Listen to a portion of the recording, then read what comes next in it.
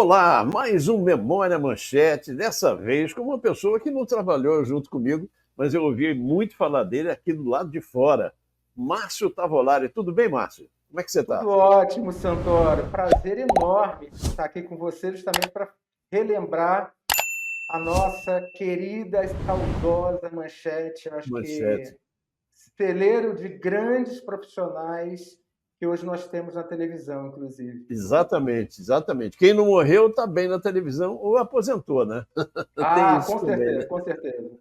E olha, esse programa a gente vai homenagear, vai fazer uma homenagem especial, lembrar que seu Adolfo fazia aniversário hoje, dia 8 de outubro. Então ele estaria, se ele estivesse vivo, ele estaria com 116 anos. Aqui do nosso coração, do meu, do Márcio, do Tavolari, de todo mundo que trabalhou na Manchete, um grande beijo para o senhor, seu Adolfo, aí no céu. Temos certeza que o senhor está torcendo sempre por todos nós aqui embaixo. Ele nos tratava como se fosse filhos, né, Com Tavolari? certeza. Ó, só um Sempre. exemplo. Eu estou aqui, inclusive, com um vermelho manchete aqui, tá? Ah, tá com vermelho manchete, aquele do carnaval? Aquele do carnaval? Aquele que Um, dá o nome ver... do carnaval? um vermelho manchete. Legal, legal, maravilha. Mas como é que você começou em TV? Olha, eu comecei, na verdade, eu era estudante de comunicação ainda, e eu Aham. estava estagiando na Globo quando o Jaime Monjardim, isso foi em 88, Uhum. assumiu a Manchete como diretor artístico. E muita gente Sim. com quem eu trabalhava na Globo eh, recebeu o convite e está vindo para lá. Aí falei assim, nossa, Márcio, você tem tantas ideias, o Jaime está lá procurando projetos novos, por que você não procura, marca uma reunião com ele e apresenta suas ideias? Quem sabe você não vai lá trabalhar com a gente? Você estava trabalhando na Globo em que departamento? Era Globo Computação Gráfica, era um departamento ali na Entendi. rua J. Carlos, no Jardim Sim, Botânico, sim. que trabalhava era o André Dias. Na verdade, quem me deu esse estágio ali foi o Edson Pimentel, que depois foi Sim. o cara que implantou o Projac, que foi presidente Aham. da Globo Filmes, hoje já está aposentado. E eu estagiava com o Ricardo Nauenberg, com o Vitor Paranhos, e aí onde eu conheci o Adolfo Rosenthal, que por anos foi o designer, né, videografista da Manchete, o Tony Cid, Manchete. né? Uhum. Então, fui para lá. Enquanto eu negociava, então, tentava convencer o Jaime das minhas ideias, eu Aham. acabei sendo contratado como um assistente de criação e estava dando suporte para o Caio de Andrade, que era o gerente de merchandising, que trabalhava com o Xerxes Guzmão. Na equipe dele Uhum. tinha o estagiário na época, que era o Roberto Monteiro, hoje um Roberto produtor Monteiro. brilhante de televisão. Isso. A Silvinha Palma, uma roteirista Silvinha Palma, nossa amiga. maravilhosa. É. Isso. E aí eu comecei a desenvolver ações de merchandising. Aham. Nesse meio É tempo, só explicar para as pessoas que o Jaime Monjardim entrou depois que o Zé Vilker saiu, né? O Zé sim. Vilker era o diretor da teledramaturgia da Manchete. Na verdade, existia naquela época do Zé Vilker, existiam alguns Uhum. diretores específicos, como depois veio a se tornar a Globo. Era entretenimento, que era dividido em linha de shows, dramaturgia, etc. O Jaime foi o primeiro a assumir a direção artística da TV. Ele, Aham. inclusive, ele chegou a opinar na linha de shows, humor, não só nas novelas, no Aham. infantil, enfim. Foi a primeira vez que a Manchete teve um diretor artístico, que até então tinha o diretor de jornalismo, tinha o diretor de linha de shows, tinha o Zé Wilker, que era da dramaturgia, e foi quando ele implantou essa linguagem diferente a convite de seu Adolfo. Aham. Mas nesse meio tempo, eu, paralelo às atividades que eu estava fazendo, eu acabei fazendo um piloto e eu cobrava aquilo sempre para o Jaime. Mas e aí, o que que é aquele piloto? Ah, eu estou envolvido agora, estava na época da Cadena do Japão, estou terminando uma novela, estou iniciando já o Pantanal. A gente vai conversar, mas eu gostei, eu gostei. E aí um dia ele volta do Pantanal, que ele estava mapeando, fazendo pesquisa de locações, e Aham. ele mandou me chamar. E aí eu vou para a sala dele, eu falo, e aí, Jaime? Ele falou, tá tudo bem? Aí eu falei, tá. Ele falou, olha isso aí. boletim informativo que saía quinzenalmente da Manchete. E Lembro. aí ele tinha transformado, por sinal eu tenho esse boletim em algum lugar, mas eu tenho ele. Ele tinha transformado aquilo que seria um piloto num especial de final de ano e que o Aham. Caio, do merchandising, tinha Hã. vendido para Gelatinas Royal. Que legal.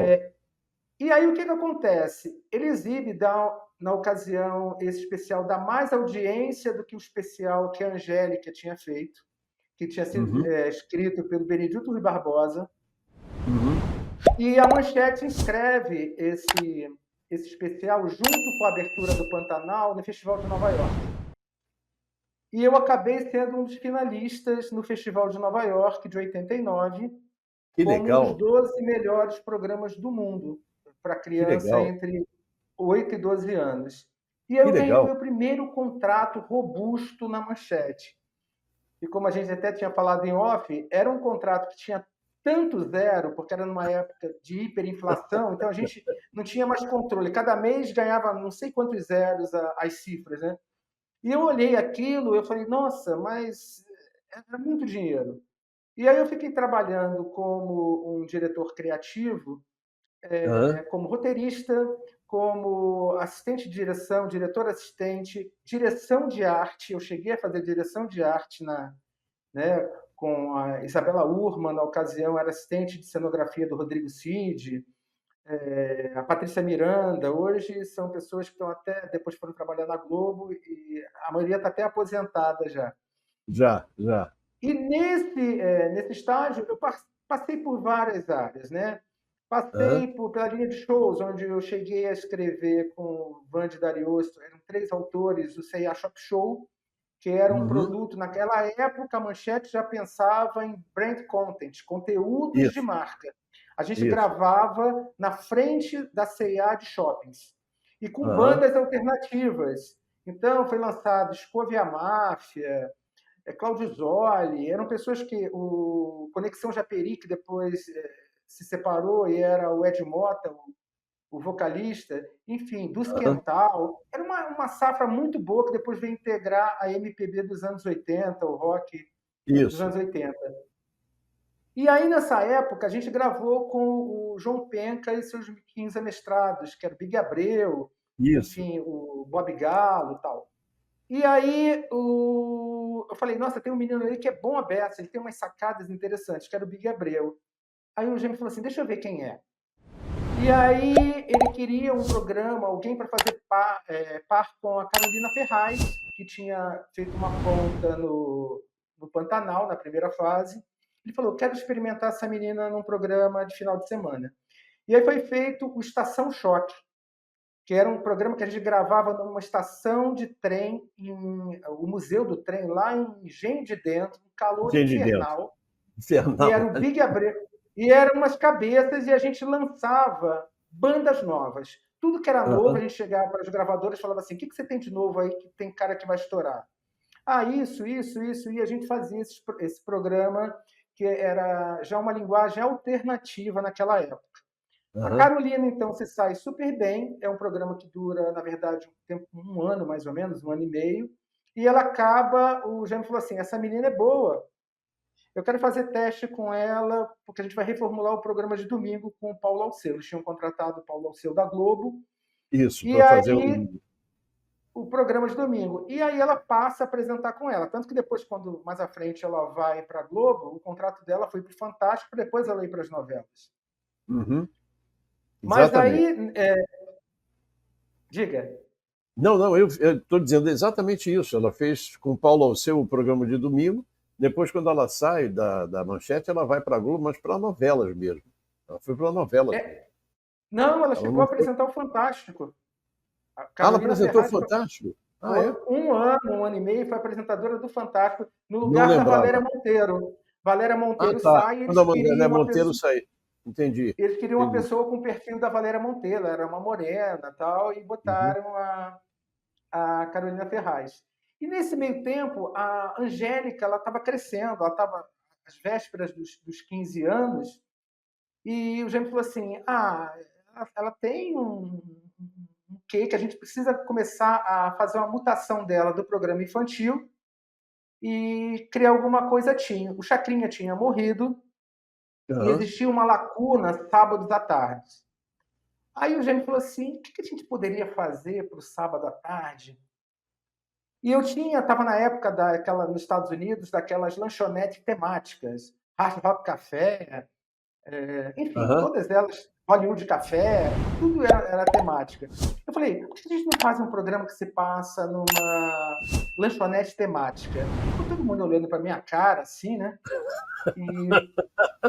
E aí eu saí dando umas ideias, e aí passou uma semana, o Jaime falou assim: a gente vai fazer a lanchonete. E que foi o milkshake, né?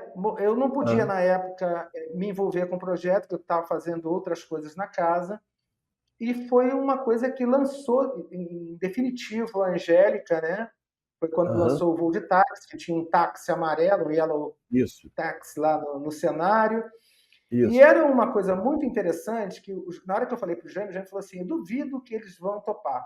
Eu falei: a gente vai fazer festas temáticas, que tinha um corpo de baile, porque ele falou assim: mas ela não fala muito, né? Ela sabe ler um TP, mas não tem tanto de prover. Assim, vamos botar, porque tinha um corpo de baile que eram bailarinos e eram atores, que vão dar um Aham. suporte para ela. E vamos pegar e vamos convencer todos os cantores que vão para o programa. Vamos dizer que a gente vai fazer uma festa dos anos 50. Todo mundo vai ter que caracterizar dos anos 50. E todos esses cantores entraram na vibe. Eu estou falando cantores, na época era Rita Lee, né? Todo mundo, Todos os todo mundo. grandes, Blitz, Kid de Abelha, todos os grandes grupos da época. O Duda Cazuza, Anísio, Barão Vermelho. O Duda Anísio contou aqui que no início todo mundo que estava na Globo, vocês não conseguiam puxar para a manchete.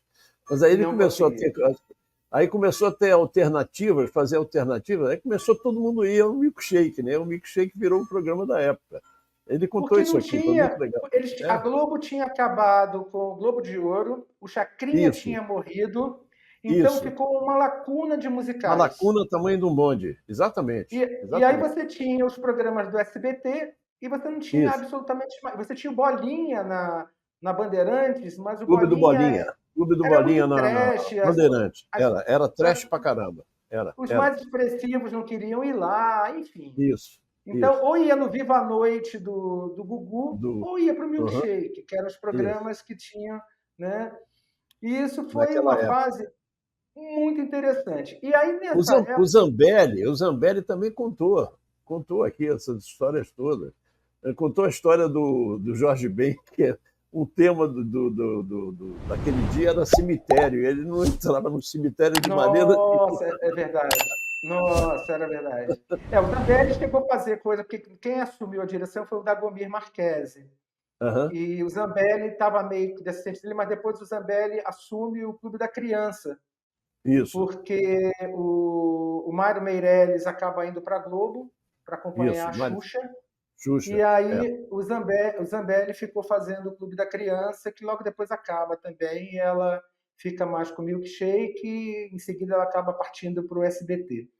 exatamente. Mas o interessante da Manchete, o Santoro, é que nós tínhamos a possibilidade, você chegava com qualquer ideia, e por mais louca que ela poderia ser, se ela era passível de se fazer, a única coisa que o Jaime chegava para a gente e falava era a seguinte: não se esqueça que eu não tenho a verba da Globo, que eu não tenho os equipamentos da Globo, eu não tenho as horas de edição. Aqui a gente tem meia dúzia de ilhas de edição, então vocês pensem na logística da É realização.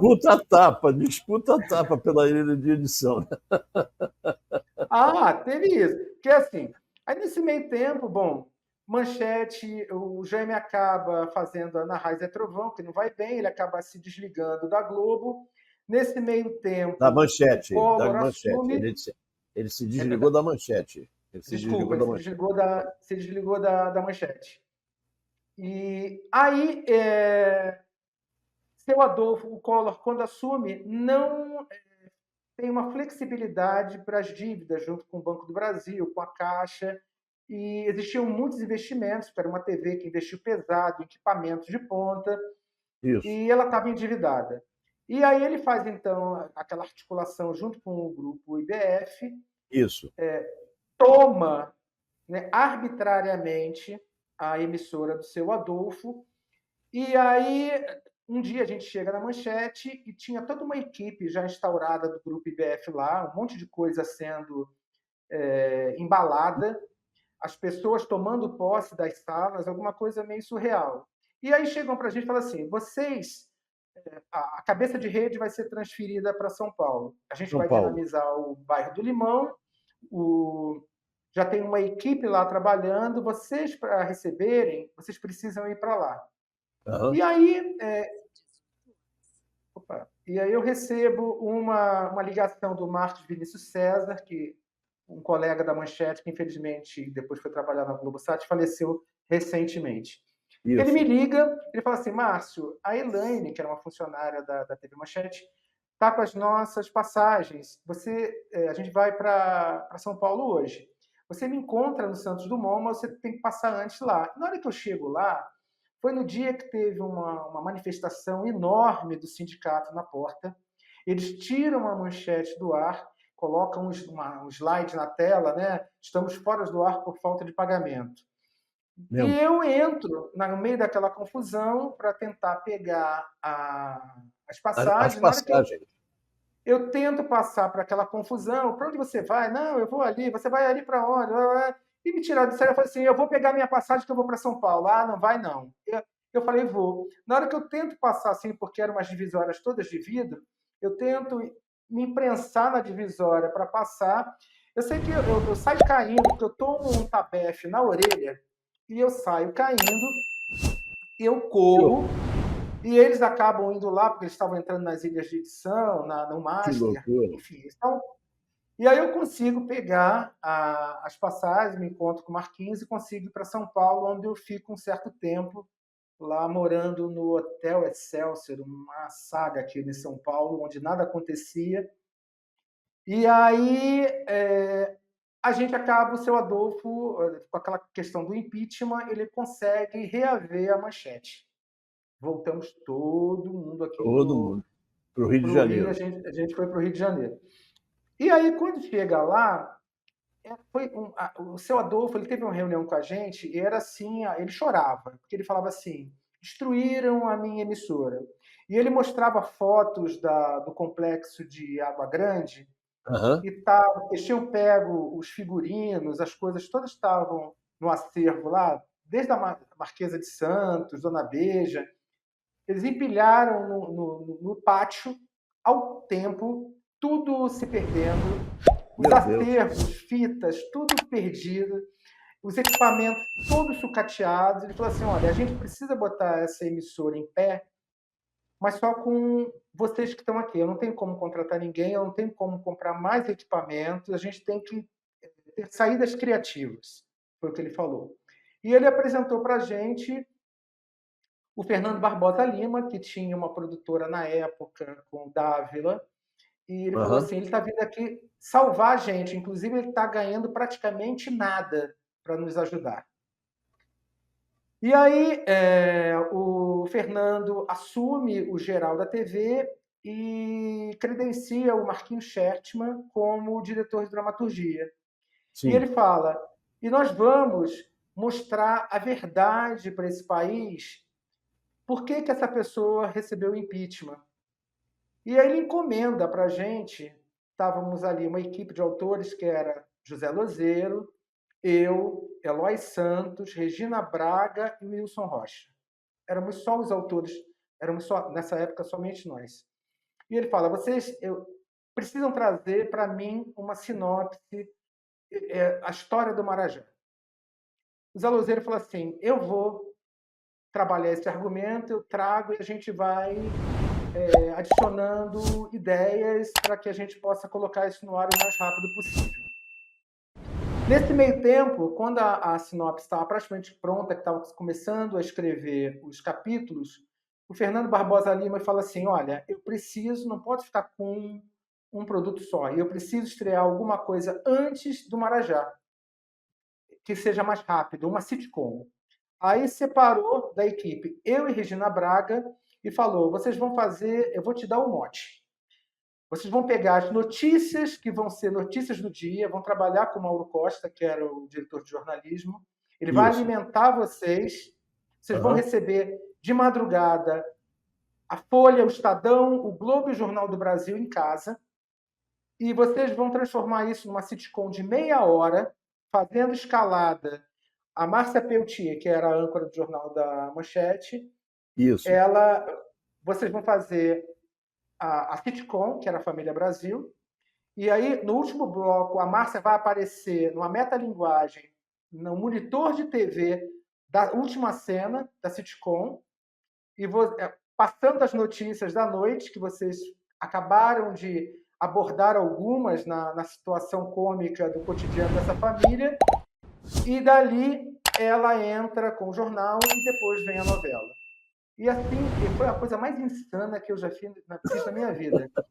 Porque eu e a Regina, na época, não tinha internet. Então você imagina o que era fazer. Eu trabalhava com. Para a gente era máquina de escrever eletrônica que apagava, pelo menos.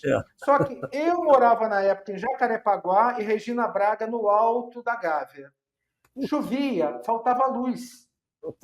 Quantas vezes nós acabávamos de escrever, porque era assim, eu tinha meia-noite, chegavam todos os jornais na minha casa, 11h30 da noite o Mauro Costa já tinha passado para a gente as notícias que iam pipocar no dia, a gente lia aquilo, aquelas manchetes, o que era, transformávamos aquilo num enredo de comédia, porque a família, aquilo interferia naquele dia da família. 6 horas da manhã, o carro passava na minha casa, ou da Regina, pegava o capítulo, levava para a Manchete. 9 horas da manhã, a equipe chegava lá, junto com o elenco. Tinha leitura de texto, era o Henrique Martins, que era o diretor. Era o Carlos Gregório no elenco, Nive Stelman, foi a estreia da Nive Stelman, Danton Mello, Beth Isso em Água Grande. Isso em Água Grande. Isso em Água Grande. Não, né? Não era mais, só tinha. Água Grande estava acabada. Já estava acabada. Nós só tínhamos só 3 estúdios para fazer. Era o teatro, que era o teatro, e tinha o jornalismo. E tinha um outro estúdio lá no final do quarto andar. O B do quarto andar e aquele lá de baixo, um pequenininho, do lado do Color Bar ali, que dava para a rua. Isso, do lado do Color Bar. Onde a vaca cagou. Onde a vaca cagou no palco e acabou o programa da Pepita Rodrigues e o do Dolabella. Onde depois também o Miele fez com a... que nos com a Leila Richards. A Leila Richards, que era minha companheira. Era minha companheira de jornal. Mas eu sei que esse programa foi algo assim surreal, porque nós não tínhamos como falar assim, eu não tenho ideia, porque aquilo ia para o ar no mesmo dia. E aí, na sequência, o Marajá acabou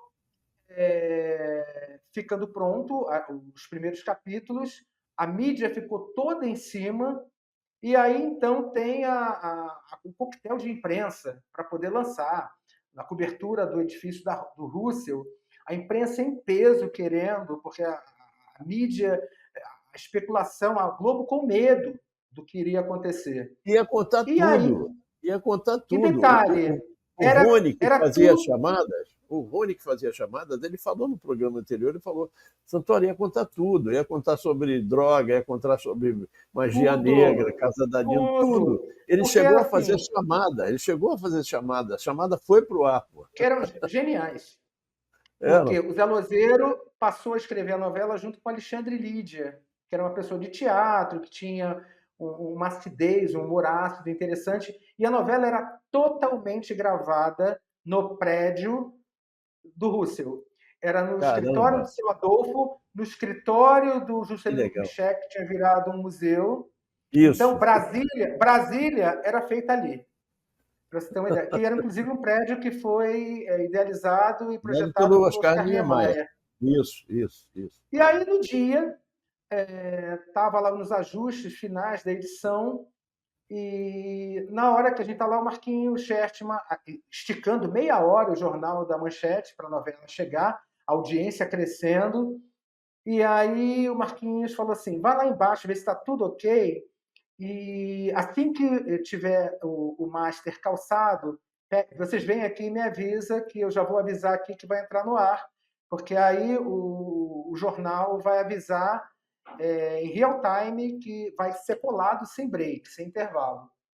Eu desço para olhar, na hora que eu chego lá, uma coisa meio estranha, polícia, tal, estavam pegando as fitas do master e o pessoal falando assim, cadê os capítulos? Cadê os capítulos? E o Roberto Monteiro, que era o produtor da novela, passou e assim meio desesperado, e ele falou: "Quem é você?"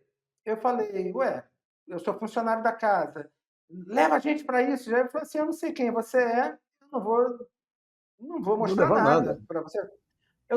Nesse dia eu tomei na cara. Eu tomei, da mesma forma que ele me mostrou o distintivo federal dele, ele me deu Ah, um tapa na cara. Por que sinal, a isso, Laura meu Deus. Matos fez uma matéria, não sei se foi para a Folha ou para o Estadão, e ela narra isso sobre essa questão do que eu apanhei por causa do Marajá. E aí eu corri, eu não consegui fazer mais nada, eu cheguei lá em cima e falei assim: estão pegando tudo, Marquinhos. Estão pegando. Marquinhos nem gosta do Shertman, nem gosta de falar disso. Aquilo para ele é uma desilusão que ele prefere nem comentar. Aham, A novela não vai entrar no ar. Ele não arregalou os vai. olhos. Eu falei, agora a gente precisa saber o que fazer.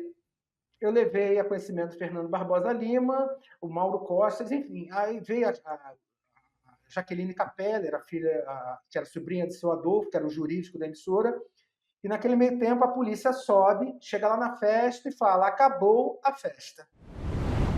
Acabou a festa. Eles entraram com a liminar e acabou. E aí entra o jornal tem que se pronunciar, falando então que não haveria novela.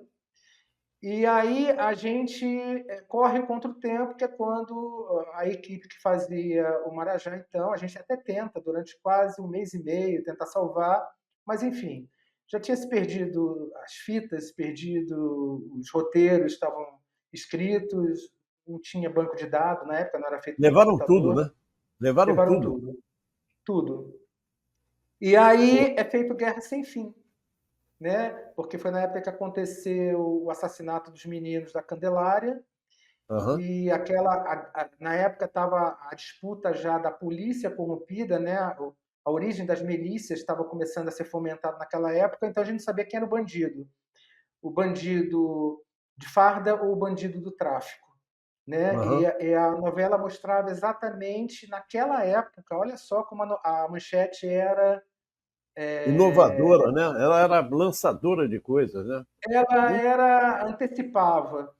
Aham. E aquilo, na época, também gerou um grande impacto, porque era algo que a gente não conseguiria realizar em nenhuma outra emissora, porque naquela época ainda existia a censura, né? Para Sim, quem sim, vive sim. hoje, eu tive que entregar muito roteiro ali na Praça Mauá, no Rio, que você recebia um certificado tanto para o teatro quanto para a televisão, que antes de começar Carimbado. o programa entrava certificado de censura federal, programa liberado para tal idade e tal. Tanto. É. Aparecia, era algo assim, meio que era uma época complicada. E aí, Mas a isso foi depois manchete do, isso ainda foi depois do governo militar. Foi ainda depois foi, do governo militar. Foi, teve um foi, de, tempo ainda. foi depois, nossa, isso permaneceu ainda um bom Muito tempinho. tempo. Até chegar às diretas já. E nessa época eu lembro, né, a gente discutindo as questões do Marajá, tal, será que a gente vai salvar? Não vai salvar? Um dia desses, a gente estava no andar da diretoria, que tinha a sala do Fernando Barbosa Lima de um lado e a sala do seu Adolfo do outro lado. Acho que era o 13 Aham. terceiro andar, se eu não me engano. E aí estava eu, o Mauro, o Fernando Barbosa Lima, o Eloy Santos, o Nilson Rocha, estava a Regina Braga, e seu Adolfo vem e entra, começa a participar da reunião, e a gente conversando, comentando as coisas. E era o Collor. Lembrei o nome que eu estava falando. E aí Aham. eu comecei a falar do Collor. E o Collor foi quem acabou com a novela. E eu estava com um tênis novo, importado, de 3 cores e tal. E o seu Adolfo tinha parado assim, né, segurando o suspensório do meu lado, e cada vez que eu falava no nome do Collor, eu não sabia, né, eu ganhava uma cusparada no meu pé, e todo mundo ria. E eu estava ali conversando e tal. Aí teve uma hora que eu puxava o pé, ele cuspiu. Eu falei umas 3 vezes, ele cuspiu umas 3 vezes. Eu falei, poxa, seu Adolfo, tá todo mundo rindo, eu não estou entendendo.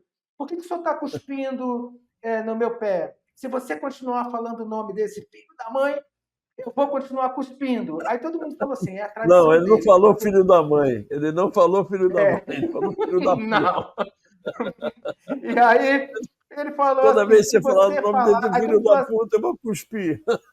e todo mundo sabia dessa tradição dele, que ele cuspia quando ele... Enfim. Mas é a lenda de seu Adolfo, né? Ah, Mas era uma situação que, nossa, a Manchete, ela dava para a gente a permissão de se criar. de se criar. E, Isso, e mais do que isso, isso, permitia o experimento. Poderia até não dar certo, mas eles autorizavam você levar a sua ideia adiante. Coisa que isso. até hoje, nas outras emissoras, você passa por um crivo tão grande de avaliação. Eu fico Tanta. vendo hoje a novela que está sendo mutilada, cortaram, enfim, que nem o autor está reconhecendo aquilo que ele está vendo no ar, e ele falou, não tem mais salvação. Não tem mais salvação. É, E é. a manchete ela permitia. Nós tínhamos uma liberdade ali, porque era assim, para quem não viveu a manchete, está nos assistindo agora, nós chegávamos antes do horário, olha que loucura, ninguém É, chega antes do horário no é isso trabalho. mesmo. Nós trabalhávamos depois do horário, sem ganhar hora extra e felizes. Descíamos, íamos para um barzinho bem pé de chinelo que tinha do lado, na Rua do Russo, Era o chamado Color Color Bar. Bar, Era o Color Bar. carinhosamente, que eram as cores, né? A tela de regulagem de monitor, Isso. e todo mundo bebia ali. No dia seguinte, nós conversávamos sobre a rotina, a gente tomando um chopinho e falando sobre as ideias, sobre o que a gente podia melhorar. A nossa cabeça, na manchete, ela não parava um segundo, né? E a gente pode dizer que nessa época o seu Adolfo ele era muito visionário. Quando ele compra a briga do Carnaval, né, tira o Carnaval da Globo, logo depois acaba tendo um pool, porque a Globo tenta negociar, entra com mais dinheiro, durante alguns anos fica ainda transmissão Manchete e Globo, e depois a Globo pega de volta. De Mas volta, é. nós tínhamos um cuidado, porque nessa época nós tínhamos o Fernando Pamplona, que além Sim, de ser um jornalista exemplar, ele era professor da Escola Nacional de Belas Artes e tinha sido um carnavalesco premiado de Salgueiro, professor de Joãozinho exatamente. 30. Então, Isso. ele chegava para o jornalismo, para o Mauro Costa, junto com o nosso grande mestre Haroldo Costa também, Haroldo Costa. e que Também que entende entendia muito tudo de de samba, carnaval. Caramba, né? tudo. O Ney, oh meu Deus, maravilhoso também, um sambista, Ney, Não, é me o, fugiu, não me era o fugiu o Beto sobrenome Secata? dele.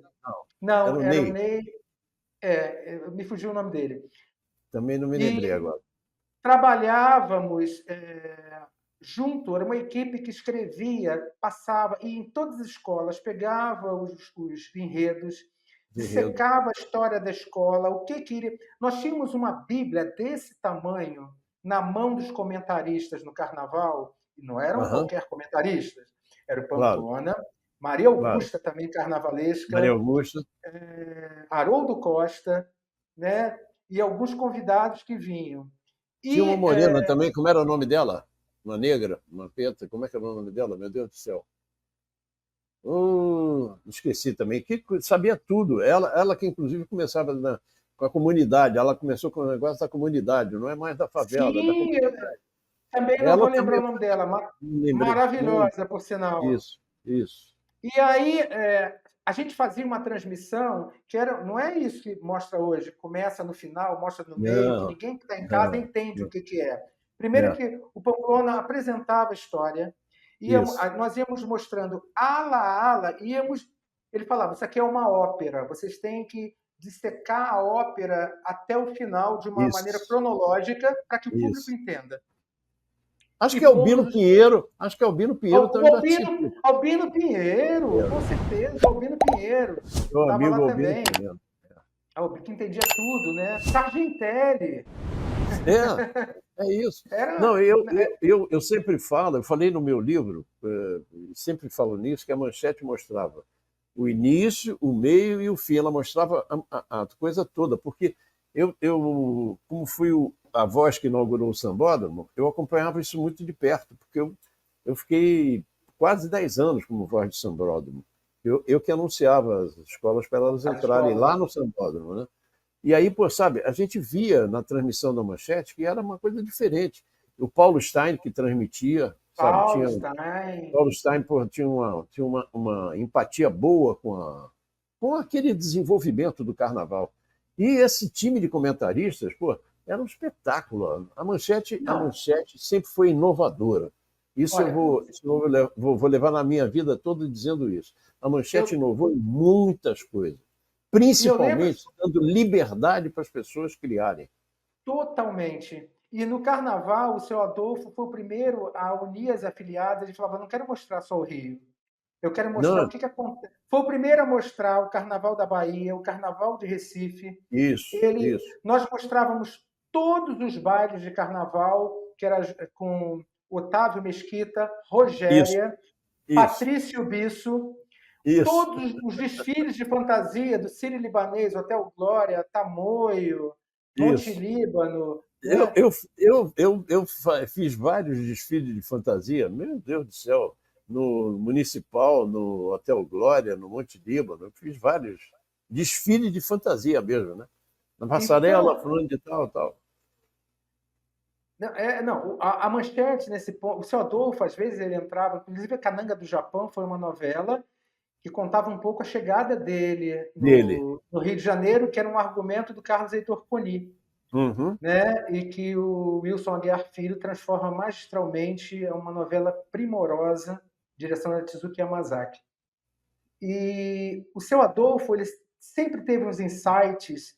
Quando ele falou que ele falou assim, vamos fazer um programa de humor, o Jaime estava querendo, ele falava assim, não tem mais o Vivo Gordo. Eu adorava ver o Jô Soares com o Agildo Ribeiro. Cadê o Agildo Ribeiro? Ah, está contratado da Globo. Tal. Ah, está contratado aonde? Ele não está no ar? Traz ele aqui. Ele contrata. Eu, Direto foi uma ideia do seu Adolfo. E ele é o primeiro a falar que ele queria um programa diferente. E aí ele falou assim, vocês fizeram o programa com o Macaco, era muito legal. Quem era o cara do Macaco? Ah, o cara do Macaco era o Orival Pessini, ele estava contratado na isso, Globo tal ainda. Ele falou assim, o Orival está fazendo Globo, não vai vir trabalhar com a gente. Bota boneco. Boneco é mais barato do que gente. Gente é complicado. E cria-se um foi programa ele que que era falou isso? Foi seu Adolfo que falou isso?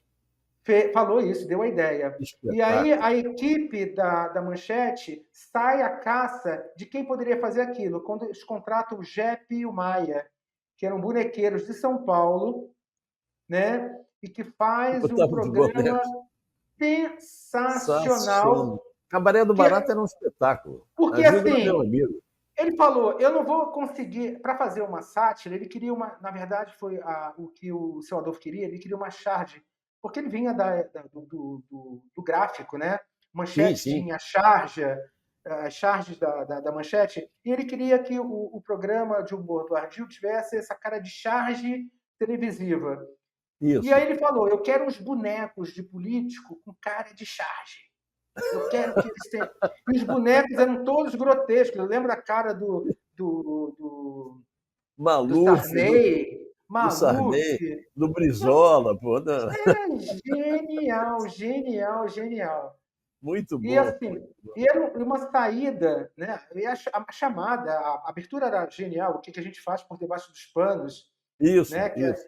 os políticos, Que os era com os bonecos todos na bonequinhos. mesa e tudo É, passando por baixo, é. dinheiro, deslizando a perna no outro. Olha, Muito bom, muito bom. sem dúvida nenhuma, o seu Adolfo, além de ser um homem de comunicação, ele foi por um tempo breve, infelizmente. Ele foi um precursor de uma emissora que tinha... Quando a emissora lançada, é a emissora do século XXI, porque era a emissora que, infelizmente, ela acaba não entrando no século XXI. Era tecnologia de ponta, É, era. o artístico apurado, era A uma voz do Eloy, televisão... a voz do Eloy dizia TV do ano 2000. A TV do ano É, 2000. só teve uma coisa que a gente criticou na época, ele botou assim: eu quero TV classe A. Aham. Aí o Xerxes Guzmão, que era o diretor de marketing, o Osmar, que era o comercial, falou assim: Adolfo, a TV por assinatura está chegando aí. TV classe A é TV por assinatura. A gente tem que falar com a classe C, com a classe C, D, E. É o povão, não é a classe A. O nosso programa tem que ser popular. Aí ele falou assim: então tem que ser um popular bonitinho. Tem que ser um popular bonitinho. Né? Ele não gostava que fosse o popular É. grotesco. Ele falava assim: eu não quero SBT, eu não quero Band. Ele não queria, ele queria alguma coisa mais requintada. E tudo era feito de uma forma requintada. O Bar Academia era um Pô, primor de espetáculo. programa que o Valmor Imagina. Chagas apresentava, Apresentava. Isso. que era, você dissecava os grandes nomes da MPB de uma forma inteligente, com Conexão música Nacional com acústica Roberto ao Feite. vivo. Conexão Nacional com Roberto Feite. Conexão Internacional com Roberto Dávila. Pô, meu Deus do céu, tinha programas fantásticos na Manchete. Depois ainda veio Costinha. Costinha ainda veio depois do Camarada. Nossa, é verdade. E só de olhar para a cara do Costinha, ele já começava a rir, entendeu? Então isso também Não, e traz um... ele coloca, inclusive, a Tânia Alves, logo depois do Pantanal, ela fez o Agita Brasil. Era um programa Isso, para pegar as músicas regionais que não isso. faziam parte das grandes, né, os grandes players das grandes gravadoras que tomavam conta na época do mercado musical. E ela falou assim: tem gente boa assim, tem gente boa assim. E aí era onde a gente colocou Almir Sater, Aham. entendeu? A gente tinha a Moda de Viola, TT Espíndola, Rigo Barnabé, enfim, era assim, eram pessoas que eram Dominguinhos. A gente tinha pessoas que não faziam parte dos que mais vendiam, mas era um Sim. programa que falava sobre brasilidade. Aham. Inclusive, foi nessa aproximação com a Manchete que o Almir Sater acaba recebendo o convite do Jaime para virar galã de novela, né? Quando ele vai fazer Ana Raiz e Zé Trovão. Zé Trovão, exatamente. Exatamente. Me diz uma coisa, qual foi o momento mais marcante para você dentro da Manchete? Que marcou assim, pô, esse momento foi o momento que eu me senti emocionado lá dentro. Qual foi o mais emocionante, Volari? Olha, Não sem foi o do dúvida tapa, não. Não foi o do tapa, não. não, sem dúvida nenhuma, foi o dia que nós fomos convocados para uma reunião na Manchete, que o grupo IBF tinha sido afastado e que seu Adolfo tinha reassumido a emissora Uhum. e tinham feito um café na piscina, no terceiro andar, que tinha um Sim, restaurante à beira que dá acesso para o teatro. E o seu Adolfo fez um café ali, chamou todo mundo que estava sendo recontratado ou que estava contratado da antiga gestão para apresentar o que ele estava querendo fazer. que E o seu legal. Adolfo, com o microfone, eu lembro bem isso, que as cadeiras estavam todas viradas, ele estava na frente da Para ele. piscina Uhum. e o fundo do teatro era atrás da piscina. Uhum. E ele falava que no final ele não conseguia mais falar, que ele começou a chorar, de soluçar, e na hora que eu olhei assim, eu estava chorando e estava todo mundo Todo chorando. mundo chorando. E ele falou: nós não vamos deixar a Manchete morrer e eu conto com vocês. Que legal. Eu trouxe a Manchete de volta, eu recuperei a Manchete para vocês. E a gente vai refazer essa emissora. E durante algum tempo a gente, pelo menos nós tentamos, né? Eu acabei me desligando da emissora em 94, quando já estava numa fase meio crítica, que estava tendo uma aproximação com a igreja, né? Com a família Hernandes, estava meio comprando Isso. lotes. E aí foi quando eu falei, então tá na hora de eu sair, porque o sonho do seu Adolfo, e ele já também já não estava presente na emissora, Sim. Quem ficava presente mais na emissora era o filho da Zaquia Jorge, o meu amigo querido, falecido, faleceu logo depois. Cláudio Azan? Não, o Não, Jorge, o... Nossa, não, chega uma época que a era. gente começa a dar... Quem Era ficava o... mais na TV tomando conta mesmo era o Jaquito, né? O O Jaquito, Jaquito ficou o nessa Jaquito ficou. época, mas era o filho da Zaquia Jorge. O Zaquia Jorge foi uma grande vedete do subúrbio de Madureira. E o Aham. filho dela era um grande diretor de televisão. E aí, nessa época, eu cheguei. Eu tinha, inclusive, na época, feito um projeto infanto-juvenil junto com a Ingrid Zavarese, com a Jax Camacho, chamava-se Turma da Hora, que era um programa que se passava num condomínio, hoje em dia muito parecido com o que veio a ser o Detetives do Prédio Azul. O Verde Azul. E eu lembro que quando a gente gravou a chamada, a gente falava assim: esse aqui é um condomínio como qualquer um outro, né? Está preso nas grades da cidade, onde existem filhos de pais e mães, filhos de com dois, voltou, filhos que Voltou, pode têm falar. duas mães e dois pais, porque os pais eram separados e faziam duas famílias, e filhos com dois pais ou com duas mães. A gente falou isso lá atrás. E Caramba. eu lembro que na época que o seu Adolfo viu isso, ele falou assim: eu não entendi. O que é isso aí? Aí a gente explicou para ele falou assim: é polêmico? Então deixa. Mas Deixa. é programa infantil. Mas o programa acabou, ficou só no piloto e eu me desliguei da emissora. Logo depois, o seu Adolfo ficou com problemas de saúde, a dona Ana Bentes ficou mais presente na emissora e ele Isso. já quase não ia. E aí, aquele sonho da manchete, eu falei assim: eu não quero ficar aqui presente. Eu já vi a manchete cair e se reerguer. Eu não quero vê-la ficar agonizante novamente, porque eu não vou suportar isso. E foi quando eu decidi deixar a emissora. Acabei fazendo um acordo com a Jaqueline. Eu não passei pelo trauma de não receber nada. Eu não recebi tudo, mas eu fiz um acordo, recebi parte do que era devido Sim. e fiquei na torcida para que, de fato, ela se reerguesse, mas alguns anos depois ela deixou de existir. 10 de maio, 16 de maio de 99, ela... Aliás, o Osmar Gonçalves falou uma coisa aqui que eu quero reafirmar. A Manchete não faliu, ela foi vendida para a TV Ômega por R$ 1. Ela foi vendida para a TV Ômega. Olha, Simbólica, né? Foi um... simbólico, claro. Não, aquilo a gente sabe como é que foi, tudo manobra política, né? A gente sabe disso. Márcio Mas eu sei Tavolari, que fale. essa, essa, Fale. essa cena do seu Adolfo foi algo que ficou registrado, essa reunião da tentativa de reerguer a manchete, e ele foi aplaudido e todo mundo chorando. Aquilo ali eu acho que Você foi... foi o primeiro a contar essa história, sabia? Você foi o primeiro a contar, ninguém lembrava dessa história. Que legal. E exatamente no dia que ele faria aniversário. Que bom. Márcio, olha, muitíssimo obrigado pela tua entrevista, foi muito legal. Pô, você trouxe coisas novas que a gente não sabia, sabe? Desejo sorte para você, um beijo aí para a família toda. E dizer, pô, Obrigado. sabe, deixar essa coisa da memória manchete, pô, viva.